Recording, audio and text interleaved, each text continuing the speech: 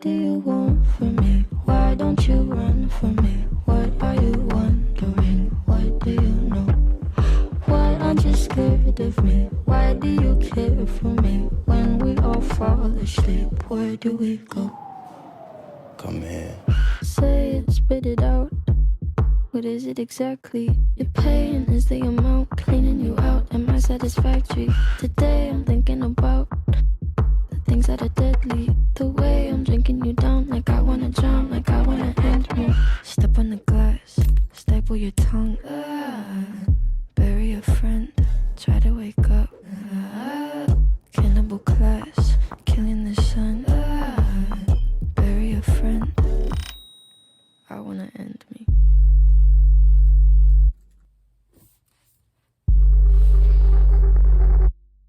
I wanna end me. I wanna end me. I wanna. What do you want from me? Why don't you run from me? What are you wondering? What do you know? Why aren't you scared of me? Why do you care for me? When we all fall asleep, where do we go? Listen. Keep you in the dark. What had you expected? Me to make you my art and make you a star and get you connected. I'll meet you in the park. I'll be calm and collected. But we knew right from the start that you'd fall apart, cause I'm too expensive. Your talk would be something that shouldn't be said out loud. Honestly, I thought that I would be dead by now. Calling security, keeping my head held down. Bury the hatchet or bury your friend right now. The debt I owe, gotta sell my soul, cause I can't say no, no, I can't say no. Then my limbs are frozen, my eyes won't close, and I can't say no, I can't say no. Careful. Step on the glass, staple your tongue. Bury a friend, try to wake up. Cannibal class, killing the sun. Bury a friend, I wanna end me.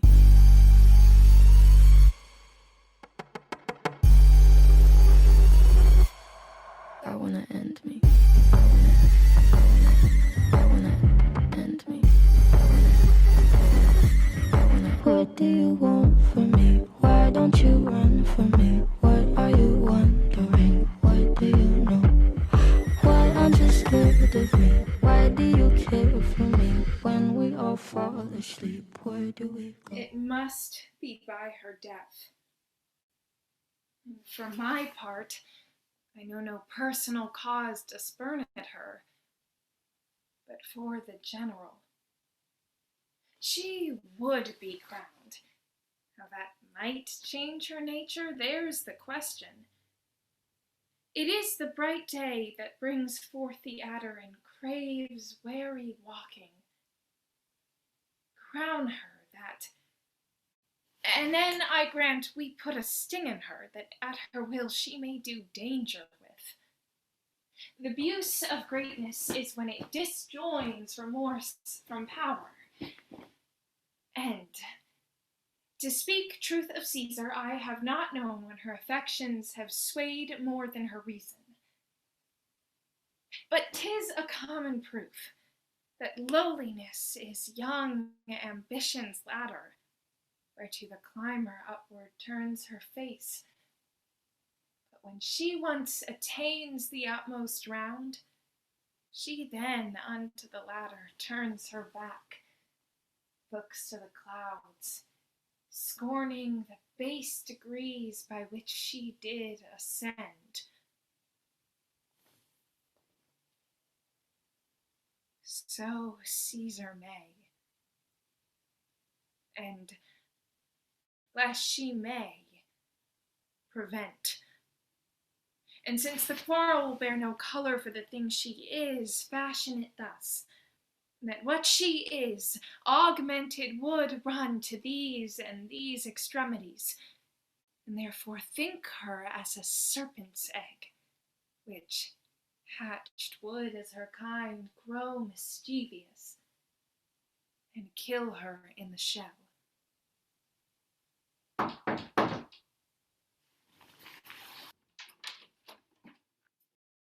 This I found, thus sealed up.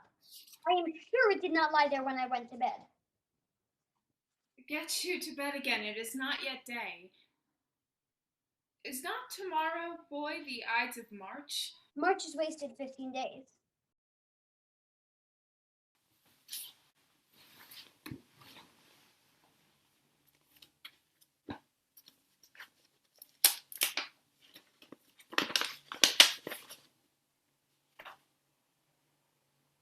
Brutus, thou sleepst. Awake and see thyself. Shall Rome, etc., speak, strike, redress. Brutus, thou sleepst. Awake. Such instigations have been often dropped where I have took them up. Shall Rome, etc., thus must I piece it out. Shall Rome stand under one man's rule? What, Rome? Speak, strike, redress. Am I entreated to speak and strike? O Rome, I make thee promise. If the redress will follow, thou shalt have thy full petition at the hand of Brutus. Since Cassius first did wet me against Caesar, I have not slept. Between the acting of a terrible thing and the first motion, all the interim is like a phantasma or hideous dream. The genius and mortal instruments are then in council, and the state of man, like to a little kingdom, suffers then the nature of an insurrection.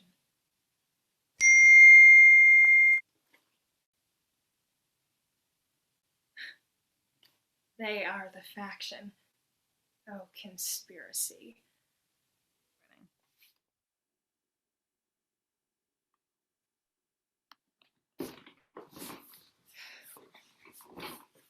I think we are too bold upon your rest. Good morrow, Brutus. Do we trouble you? I have been up this hour, awake all night. Why, these friends that come along with you? Yes, every one of them. And no one here but honors you. And everyone doth wish you had but that opinion of yourself, which every noble Roman bears of you. This is Trebonius. She is welcome hither. This Decius Brutus. She is welcome too. This Casca. This Cinna. And this Metellus Cimber. They are all welcome. Give me your hands all over, one by one. And let us swear our resolution. No, not an oath. If not the face of men, the sufferance of our souls, the time's abuse. What need we any spur but our own cause to prick us to redress? What other bond than secret Romans that have spoke the word and will not palter? And what other oath than honesty to honesty engage that this shall be, or we will fall for it? Swear priests and cowards and men cautelous, old feeble carrions and such suffering souls that welcome wrongs. Unto bad causes swear such creatures as men doubt.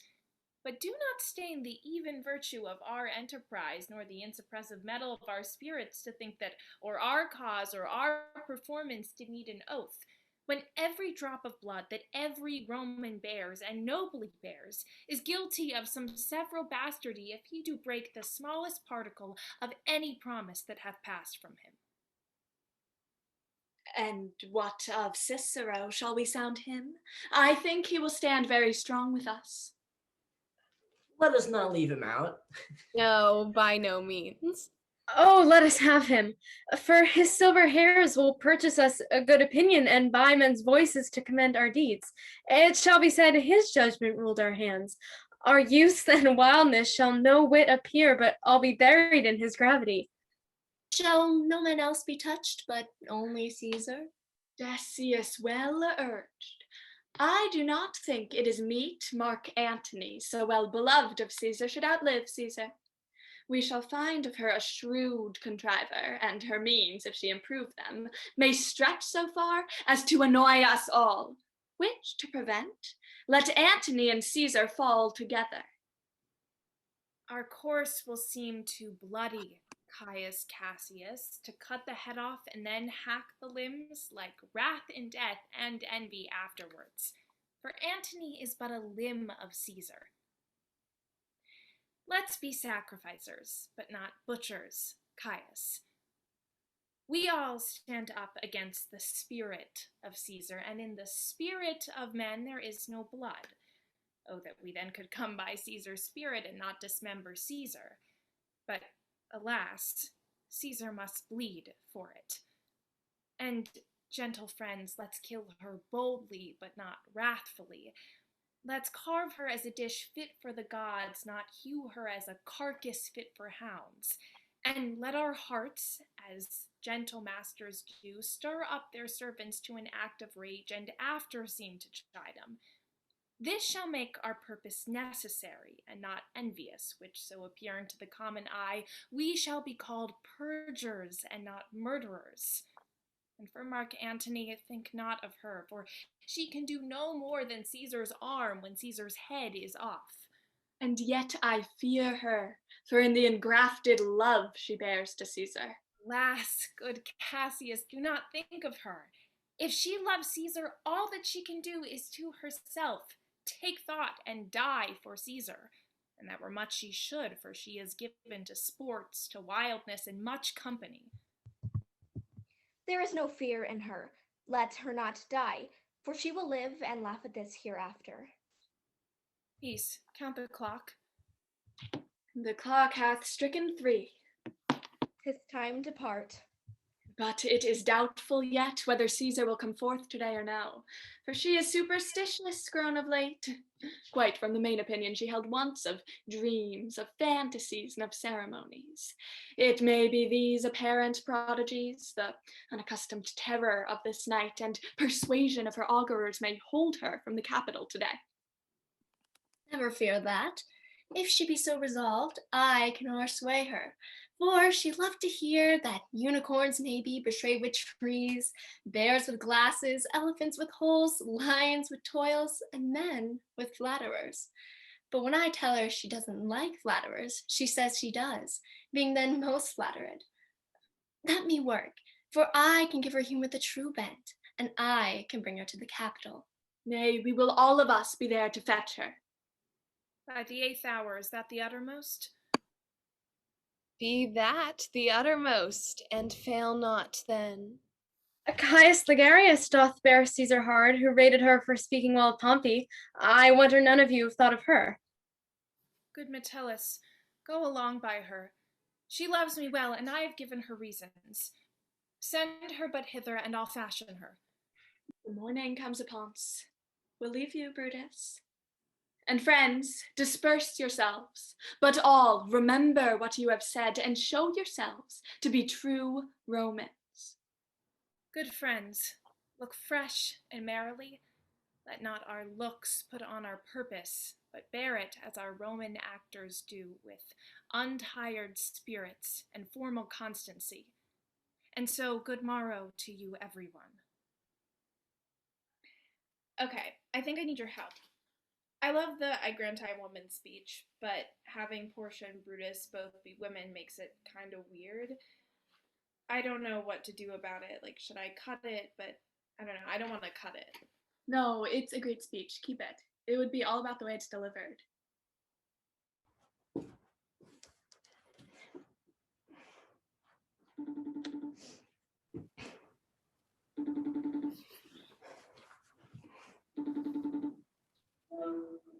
My love. Portia, what mean you? Ungently, Brutus, stole from my bed. And yesternight at supper, you suddenly arose and walked about, musing and sighing with your arms across. And when I asked you what the matter was, you stared upon me with ungentle looks. I urged you further. Then you scratched your head and too impatiently stamped with your foot. Yet I insisted, yet you answer not, but with an angry wafture of your hand gave sign for me to leave you. So I did. fearing to strengthen that impatience which seemed too much enkindled. Withal hoping it was but an effect of humor, which sometime hath its hour with every man. It will not let you eat, nor talk, nor sleep. And could it work so much upon your shape as it hath much prevailed on your condition, I should not know you, Brutus. Dear, my love, make me acquainted with your cause of grief. I am not well in health, and that is all. Brutus is wise, and were she not in health, she would embrace the means to come by it. Why, so I do. Good Portia, go to bed. Is Brutus sick? And is it physical to walk unbraced and suck up the humors of the dank morning? What? Is Brutus sick? And will she steal out of my wholesome bed to dare the vile contagion of the night, and tempt the roomy and unpurged air to add unto her sickness? No, my Brutus, you have some sick offense within your mind, which by the right and virtue of my position I ought to know of. And upon my knees, I charm you by my once commended beauty. By all your vows of love, and that great vow that did incorporate and make us one, that you unfold to me, yourself, your half. Why are you heavy? And what men tonight have had resort to you? Kneel not, gentle Portia. I should not need if you were gentle, Brutus. Within the bonds of our love, tell me, Brutus, is it accepted that I should know no secrets that appertain to you? Am I yourself, but as it were in sort or limitation, to keep with you at meals, comfort your bed, and talk to you sometimes? Dwell I but in the suburbs of your good pleasure? If it be no more, Portia is Brutus's harlot, not partner. You are my true and honorable love, as dear to me as are the ready drops that visit my sad heart. If this were true, then should I know this secret. I grant I am a woman, but withal the woman that Lady Brutus took to. I grant I am a woman, but withal a woman well reputed, educated. Think you I am no stronger than our sex, being so learned and so admired? Tell me your counsels. I will not disclose them. I have made strong proof of my constancy, giving myself a voluntary wound here in the thigh.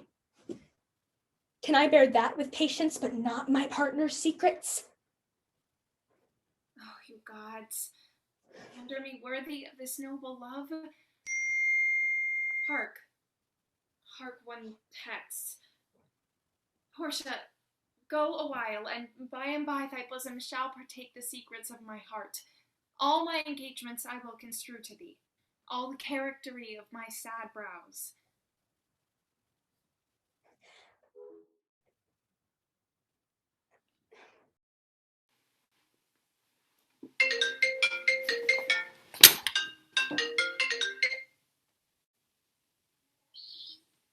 Soul of Rome, brave son, derived from honorable loin, thou like an exorcist has conjured up my mortified spirit.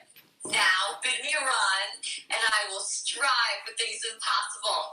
Yea, set the better of them. What's to do? A piece of work that will make sick men whole. But are not some men whole that we must make sick? That must we also. What it is, Cicero, I shall unfold to thee as we are going, to whom it must be done. Set on your foot, and with a heart new fired, I follow you. To do I know not what, but it sufficeth that Brutus leads me on. Follow me then. This is the moment. tonight is the night. We'll fight till it's over. So we put our hands up like the ceiling can't hold us. Like the ceiling can't hold us. Nor heaven nor earth have been at peace tonight. Thrice hath Calpurnia in her sleep cried out, "Help, they murder Caesar." Calpurnia? What mean you, Caesar? Think you to walk forth? No, you shall not stir out of the house today. Caesar shall forth. The things that threatened me ne'er looked but on my back. When they shall see the face of Caesar, they are vanished. Caesar, I never stood on ceremonies, yet now they fright me. There is one within, besides the things we have heard and seen, recounts most horrid sights seen by the watch. A lioness hath whelped in the streets, and graves have yawned and yielded up their dead. Fierce, fiery warriors fought upon the clouds in rank and squadron and right form of war, which drizzled blood upon the capital. The noise of battle hurtled in the air. Horses did neigh, and dying men did groan, and ghosts did shriek and squeal about the streets. O Caesar! These things are beyond all use, and I do fear them. What can be avoided whose end is purposed by the mighty gods? Yet Caesar shall go forth, for these predictions are to the world in general as to Caesar. When beggars die, there are no comets seen. The heavens themselves blaze forth the death of princes. Cowards die many times before their deaths. The valiant never taste of death but once. Of all the wonders that I yet have heard, it seems to me most strange that men should fear, seeing that death, a necessary end, will come when it will come.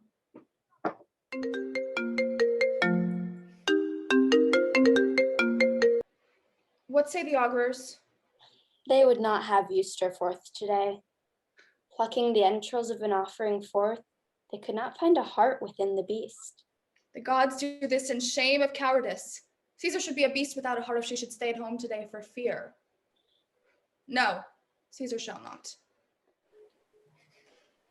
Danger knows full well that Caesar is more dangerous than he. We are two lions littered in one day, and I, the elder, am more terrible. And Caesar shall forth. Oh, my lady, your wisdom is consumed in confidence. Do not go forth. Call it my fear that keeps you in the house, and not your own. We'll send Mark Antony to the Senate, and she shall say you are not well today. Let me, upon my knee, prevail in this.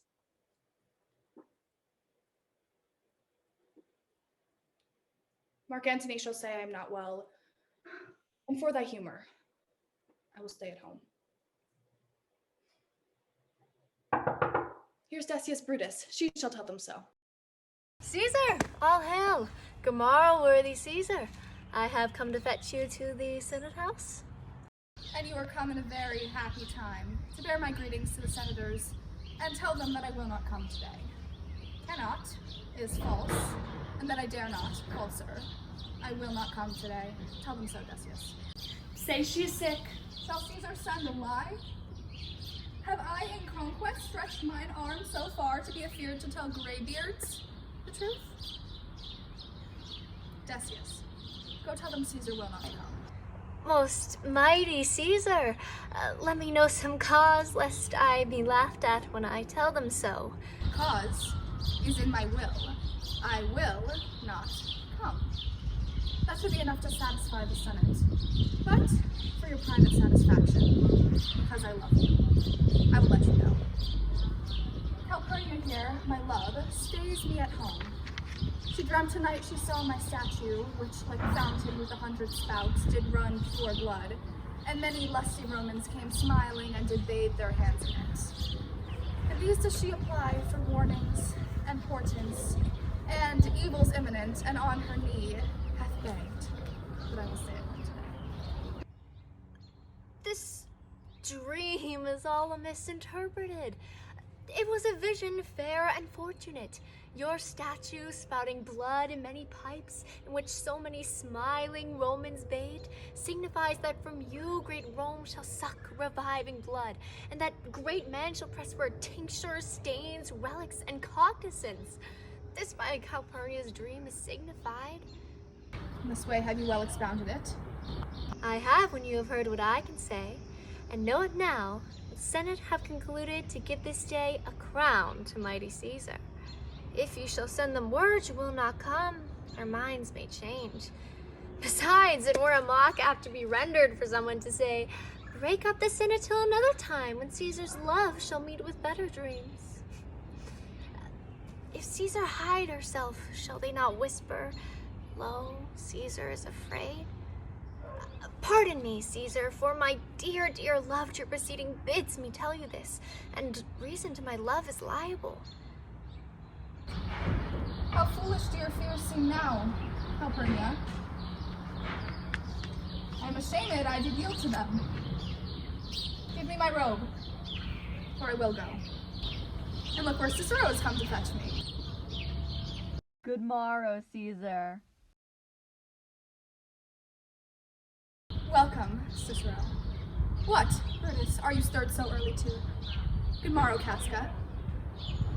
What is the clock? Caesar, 'tis struck an 8. I thank you for your pains and courtesy. See, Antony that revels long o' nights is notwithstanding up. Good morrow, Antony. So to most noble Caesar. Now, Cinna.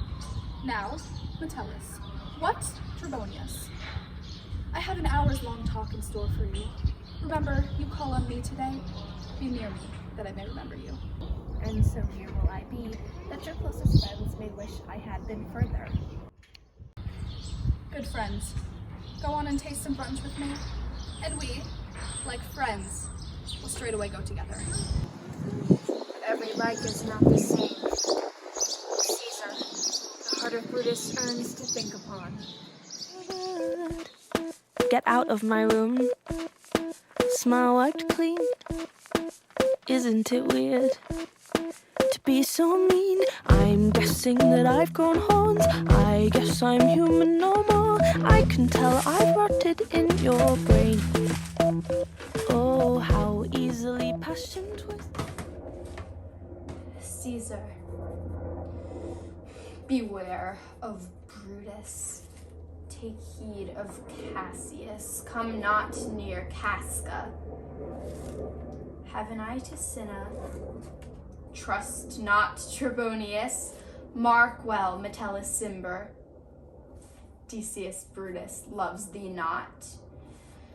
There is but one mind in all these people, and it is bent against Caesar. If thou beest not immortal, look about you. Security gives way to conspiracy. The mighty gods defend thee. Thy lover, Artemidorus.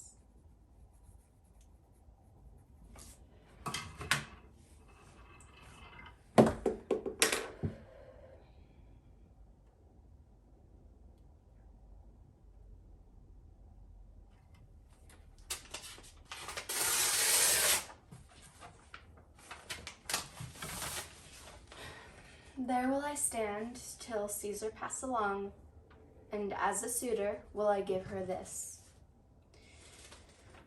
My heart laments that virtue cannot live out of the teeth of emulation. If thou read this, O Caesar, thou mayest live. If not, the fates with traitors do contrive. Maybe I'm crazy. Maybe you're crazy. Maybe we're crazy. Probably. I prithee, boy, run to the Senate house. Stay not to answer me, but get thee gone. Why dost thou stay? To know my errand, madam. I would have had thee there and here again, ere I could tell thee what thou shouldst do there.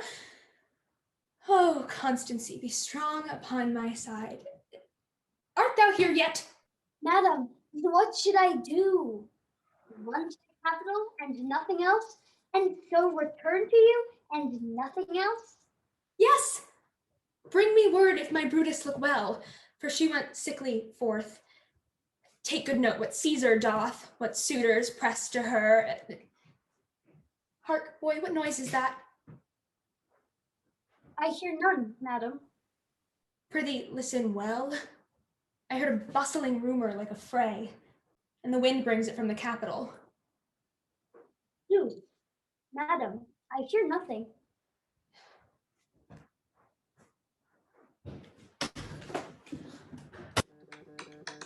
And hither, woman, which way hast thou been? At mine own house, good lady. Is Caesar yet gone to the capital? Madam, not yet. I go to take my stand to see her pass on to the capital.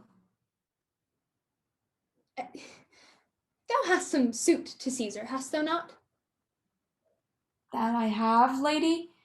If it will please Caesar to be so good to Caesar as to hear me, I shall beseech her to befriend herself. Why, knowest thou any harm intended toward her? None that I know will be, much that I fear may chance. Good morrow to you. There the street is narrow. The throng that follow Caesar at the heels of senators, of praetors, common suitors, will crowd a feeble man almost to death. I'll get me to a place more void, and there speak to great Caesar as she comes along.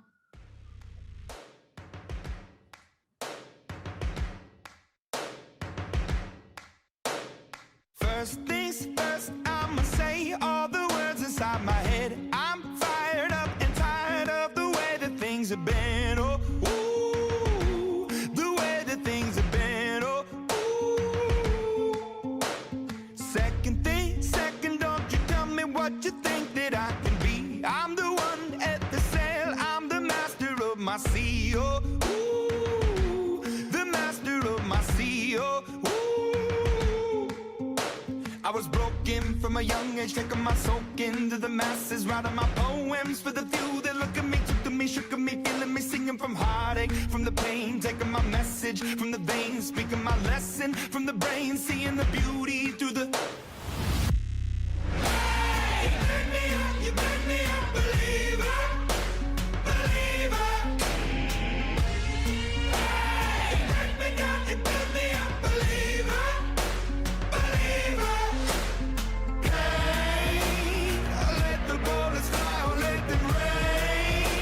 My love, my drive, it came from. Hey, you make me a believer, believer. Third things third, send a prayer to the ones up above. All the hate that you've heard has turned your spirit to a dove. Oh, ooh, your spirit up above. Oh, ooh. I was choking in the crowd, building my rain.